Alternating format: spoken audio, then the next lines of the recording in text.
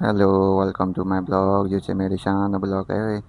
म चाहिँ काममा जाँदै ब्लग बनाएको थिएँ। यो चाहिँ म जाने गाडी। अनि म चाहिँ काममा पुगेर युनिफर्म चेन्ज गरेँ अनि चिकन पिगाउन हालेँ पानीमा। तन्दुरी पनिर रेडी हुँदै थियो, यता जल्दै थियो। सबभन्दा पहिला चाहिँ मैले सलाद काटेँ अनि एउटा मसला छाँचहरू लस्सीहरूको अर्डर आएको थियो, त्यो लगाउँदै थिएँ। अनि यता चाहिँ साथीहरूले स्टार्टर रेडी गर्दै थिए। 10जनाको बुकिङ थियो, हामीलाई थाहा नै थिएन क्या। आएपछि बल्ल भन्यो होइन त। यो चाहिँ हाम्रो प्लेटिङ रेडी भइसकेको थियो अनि स्टार्टर पनि रेडी हुँदै थियो। छेउरा स्टार्टर हाम्रो रेडी भइसक्यो।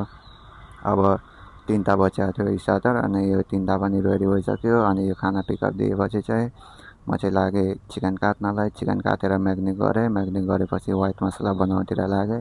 व्हाइट मसला बनाएँ अनि यहाँ चाहिँ मेरो व्हाइट मसला रेडी भइसक्यो। एउटा अर्डर आएको थियो, यो अर्डर लगाइसकेपछि चाहिँ म चाहिँ लागेँ चिकन सेक्नलाई। चिकन सेक्दै गर्दा हराभरा कबाब पनि बनाउनुतिर लागेँ। हराभरा कबाब नै हुँदै गर्छ, चिकन पनि पाक्दै गर्छ भन्दै हराभरा कबाब बनाउनुतिर लागेँ।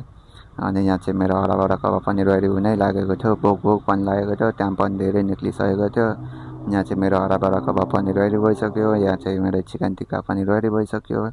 अनि यो सबै फिनिस गरेपछि हामी चाहिँ लाग्यौँ खानातिर। आजको मेरो ब्लग यति नै। थ्याङ्क यू सबैलाई, बाई बाई।